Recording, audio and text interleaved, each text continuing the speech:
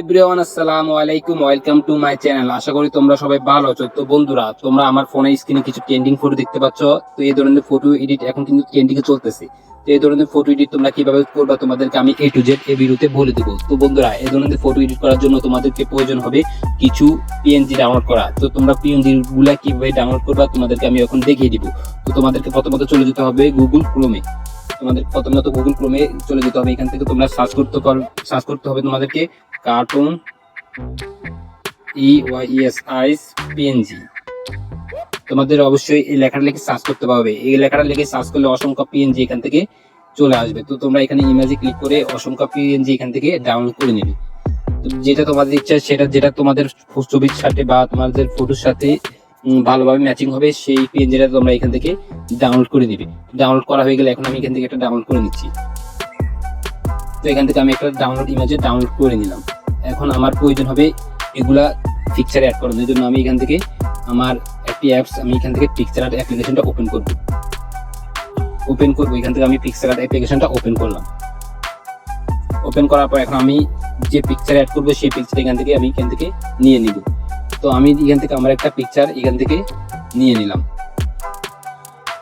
যদিও এই পিকচারটা আমার আগে থেকে এডিট করানো, এই জন্য আমি তারপরে তোমাদেরকে আমি এখন দেখিয়ে দিচ্ছি। তো এখান থেকে তোমরা অ্যাড ইমেজে ক্লিক করবা, অ্যাড করতে ক্লিক করবে। এখান থেকে তুমি এই ইমোজিটা সিলেক্ট করবা যেটা তোমরা ডাউনলোড করেছো। ডাউনলোড করার পর এখানে দেখতে পাচ্ছ রিমুভ বিজিতে ক্লিক করবা। করার পর এটা অটোমেটিক এটার ব্যাকগ্রাউন্ড রিমুভ হয়ে যাবে। তো এটা একটু সময় নেবে।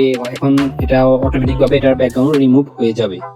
যদিও একটু ইন্টারনেট কানেকশন স্লো হওয়ার কারণে এটা হচ্ছে না, একটু সময় অপেক্ষা করতে হবে।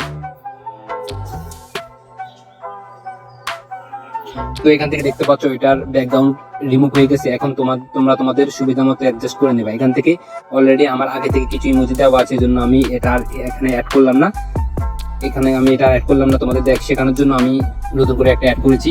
তো বন্ধুরা, এভাবে তোমরা খুব সহজে যে কোনো ফ্রুট বা আমের উপর বা যে কোনো ফ্রুটের উপর বা খাবারের উপর তোমরা এই ধরনের ইমোজি অ্যাড করতে পারবা, যা দেখতে কতটা রিয়েলিস্টিক লাগে, কতটা সুন্দর লাগে, ভালো লাগে।